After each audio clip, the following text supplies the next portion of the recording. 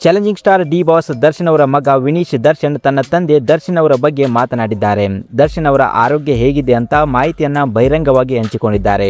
ದರ್ಶನ್ ಅವರ ಮಗ ಜಿಮ್ಗೆ ಬಂದಾಗ ಕನ್ನಡದ ಮತ್ತೊಬ್ಬ ಕಂಟೆಂಟ್ ಕ್ರಿಯೇಟರ್ ಕ್ಯಾಮ್ರಾದಲ್ಲಿ ಕಾಣಿಸಿಕೊಂಡಿದ್ದಾರೆ.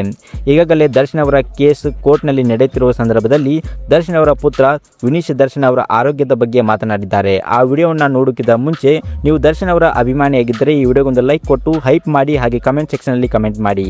ಹೌದು, ನಟ ದರ್ಶನ್ ಅವರ ಕೇಸ್ ವಿಚಾರಕ್ಕೆ ಬಂದರೆ ಬೇಲ್ ರಿಜೆಕ್ಟ್ ಆಗಿ 1 ವರ್ಷ ಜೈಲಿನಲ್ಲಿ ಇರಬೇಕಾದ ಪರಿಸ್ಥಿತಿ ದರ್ಶನ್ ಅವರಿಗೆ ಬಂದಿದೆ. ಇನ್ನೊಂದು ಕಡೆ ಅವರ ಅಭಿಮಾನಿಗಳು ಸಹ ದರ್ಶನ್ ಅವರು ಯಾವಾಗ ಹೊರಗೆ ಬರ್ತಾರೆ ಅಂತ ಕಾಯುತ್ತಿದ್ದಾರೆ.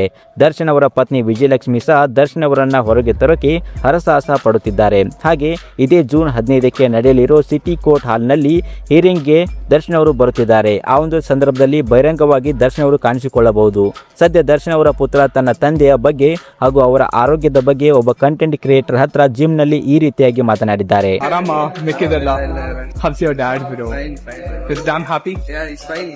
ದರ್ಶನ್ ಅವರ ಪುತ್ರ ಮಾತಿನ ಬಗ್ಗೆ ನಿಮ್ಮ ಅನಿಸಿಕೆ ಅಭಿಪ್ರಾಯವನ್ನ ತಪ್ಪದೆ ಕಮೆಂಟ್ ಮಾಡಿ.